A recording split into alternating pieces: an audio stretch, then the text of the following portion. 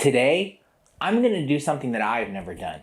I'm going to talk to you about my journey in my brand and how I built the business that I want.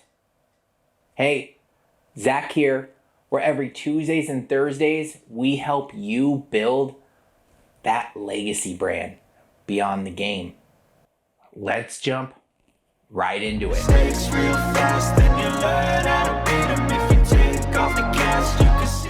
So how did I start my business? What are the origins of Creative?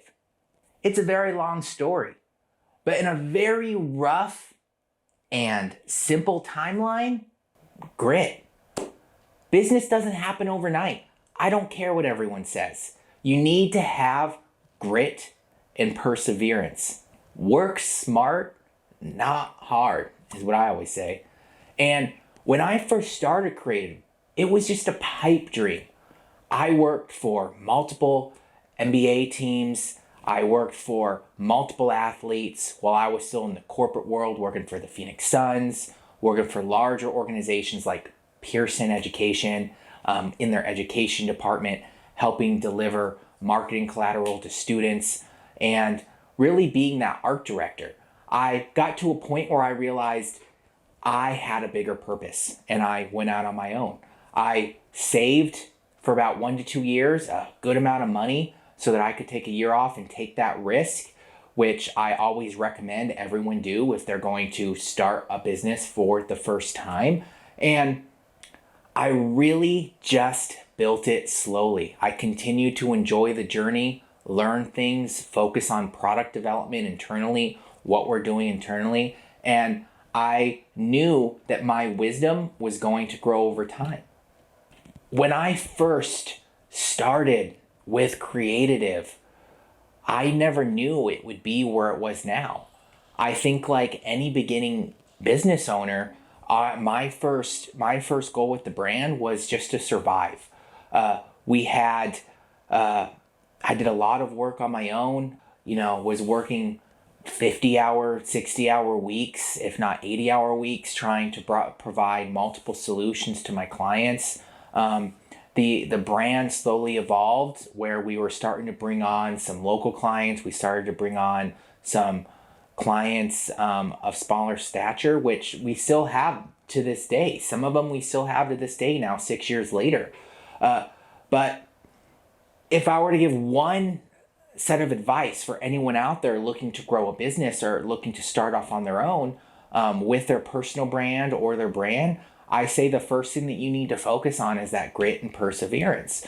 I know I still don't know everything that I need to know about business. It's an ever-growing thing no matter what business you're in.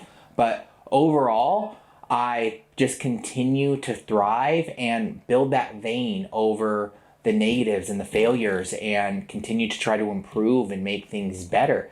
A stepping stone of sorts until I got to my Valley of Death period. My Valley of Death period, if you're not aware of that terminology, look it up. You could find it online pretty easily. Just means I was making a pretty good amount that I could survive, and I didn't know what the next steps were for me.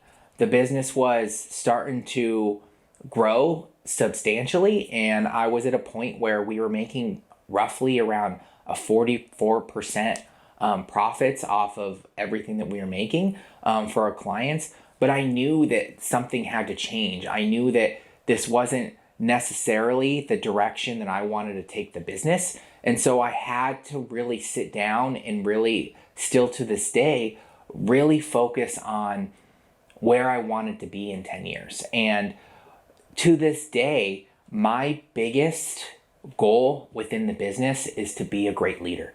I want to be able to provide stuff for teams, provide stuff for my clients, and provide stuff for other individuals that can help them grow and achieve, which leads to that next question, which is really, what is my take on internal business culture when it comes to health plans, career paths, vacation policies?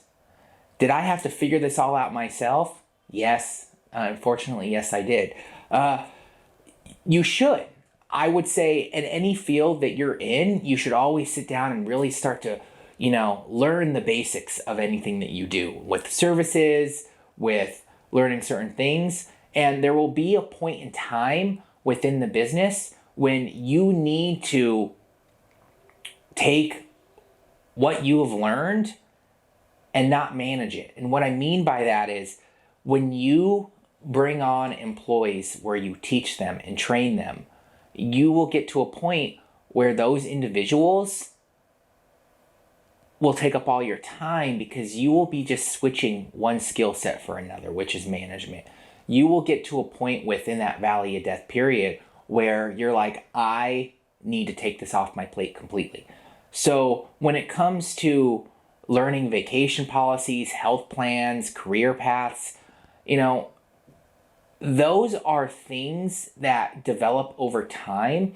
You will be at a point within the business where you will need to hire more advanced people and more advanced individuals to take on certain things. Hire management, so to say. Partners, you can do partners if you will, or you can just hire upper management to take on those tasks for you. I recommend sitting by the 4 pillars. You have marketing, sales, operations, finance. You may have multiple people wearing multiple hats within those scenarios, but overall, that's what I kind of recommend as you move along. Roughly around the stage of, we'll say, $500K a year is when these things start to take higher precedence within the business model and what you're doing. Depending on if you're growing an agency, growing a local business, it may vary a little bit because you have different expenses and different means.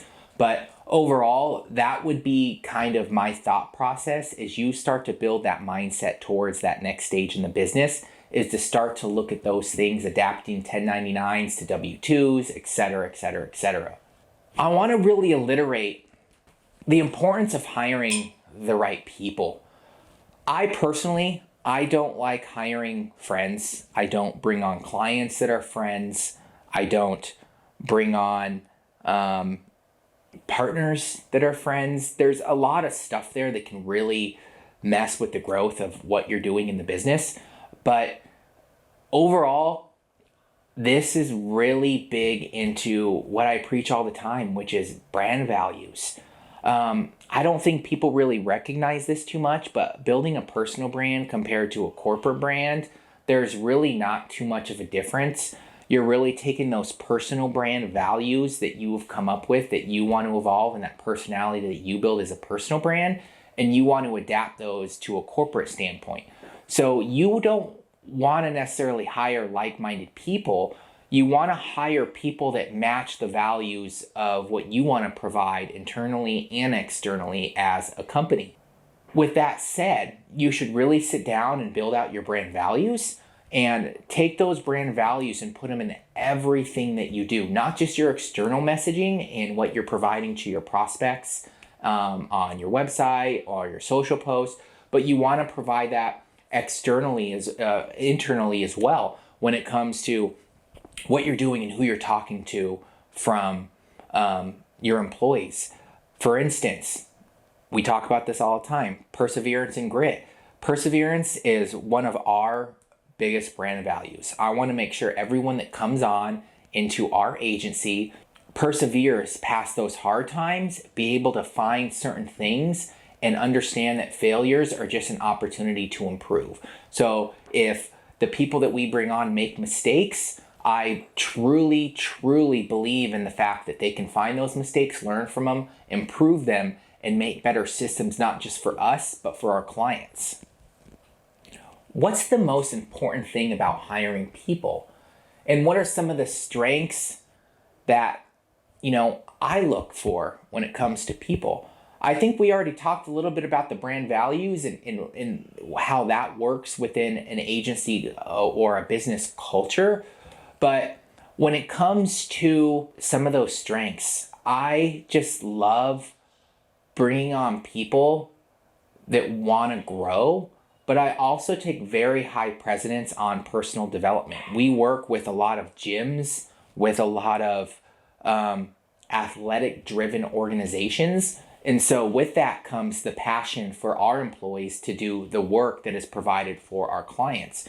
And so with that said, a lot of the people that we bring on, we want them to have personal time. We want them to work on things that they're passionate about. That just makes the work so much better, and there's so much more strategy that we can come up with, and so much more opportunity that arises for our clients when our employees are passionate about what they're developing, what they're creating.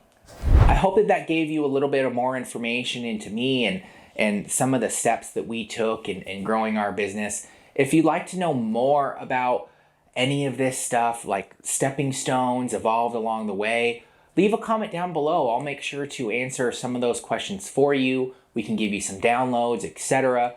But again, I want to make sure that you tackle that subscribe button, give us a like, and don't forget to hit that notification bell down below. It really helps out the channel. Come on, please just do it.